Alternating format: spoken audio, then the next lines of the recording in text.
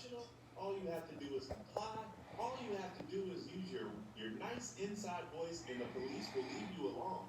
We saw a reporter who is educated, who is brown, who is doing his job better than anybody in the country, was in harm's way, letting the American people see what's going on the ground. He complied. He said he would move. And do you know his family's heart is beating right now because he is locked up in prison? And killers are still roaming the streets free. You almost have to laugh, not to just be furious, because this is America in 2020. And I hate to be cheesy, but the revolution literally is being televised. On the left-hand side of your screen is the camera that Omar Jimenez and his team were using. It is still taking pictures. We think it may be in the trunk or the back of a police vehicle right now, capturing those images. The CNN legal team is now in contact, working to find out the situation, the current situation regarding Omar and his team. We will bring you updates as soon as we get that. And on the right-hand side of your screen is our live camera from our one reporter who's left there, Josh Campbell, who, as Bakari notes, is white. All right, I just want, before I go to you, Josh, let me just read the official CNN statement on what just happened. A CNN reporter and his production team were arrested this morning in Minneapolis for doing their jobs, despite identifying themselves a clear violation of their First Amendment rights. The authorities in Minnesota, including the governor, must release the 3 CNN employees immediately. You all saw it if you were watching. It's on tape at this point. People can go look at it. Josh, we're lucky to still have you there, able to report on the scene. So if you will, let's take a step back and tell people where we are this morning as the sun comes up in Minneapolis.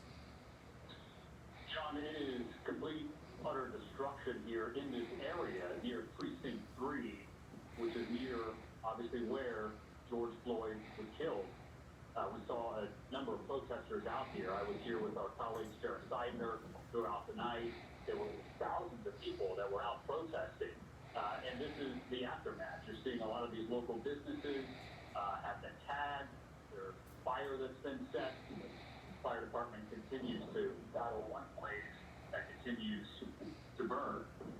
Businesses here burned almost to rubble. And this again occurred last night during this protest. The police precinct itself was set ablaze. Officers opting to let that burn rather than move in with any kind of show of force. Now, however, today it's a different story. We're seeing a larger police presence. We're seeing the National Guard. I'm going to pan here so you can get a full view of just the number of different agencies, the number of personnel that we're seeing here in this location.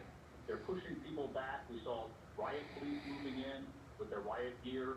We've heard over the loudspeaker a number of times the state police announcing that congregating in this area is now unlawful, and they are enforcing it. They're setting up a cordon around this area, pushing people back farther and farther.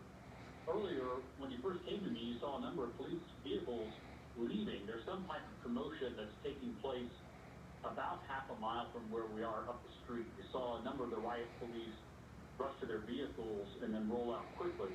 So as they push protesters back from this location, that doesn't mean that people won't be moving elsewhere and trying to possibly, potentially cause some type of damage.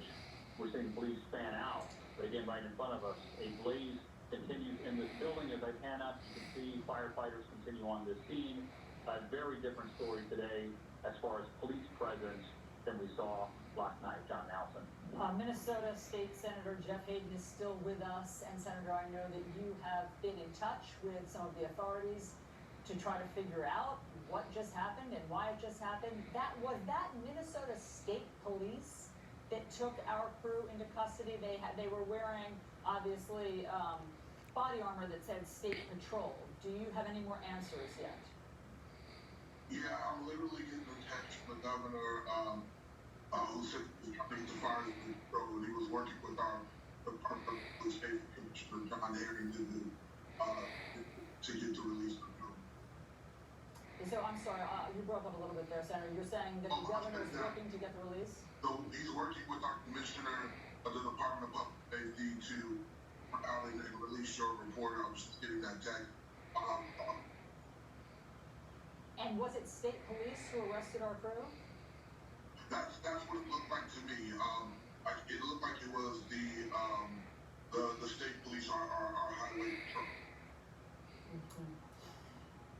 We want to reassure our viewers that CNN, our legal department, is in touch with the authorities in Minneapolis, and they are working to secure the release as well of Omar Jimenez and his crew, because as Bakari points out, that was a heart-pumping moment for everyone to watch. I mean, not only their families, but all of our viewers, because it just, we couldn't understand why Omar, who was doing his job by the book, presenting his credentials, reporting in the location where he was told to stand, was suddenly being taken away in handcuffs. So obviously we will have all the developments on this and everything that's happened in this very dramatic night in Minneapolis. You can still see the fire crews putting out some burning buildings. The 3rd Police Precinct burned overnight in Minneapolis. Police from that precinct had to be evacuated for their safety.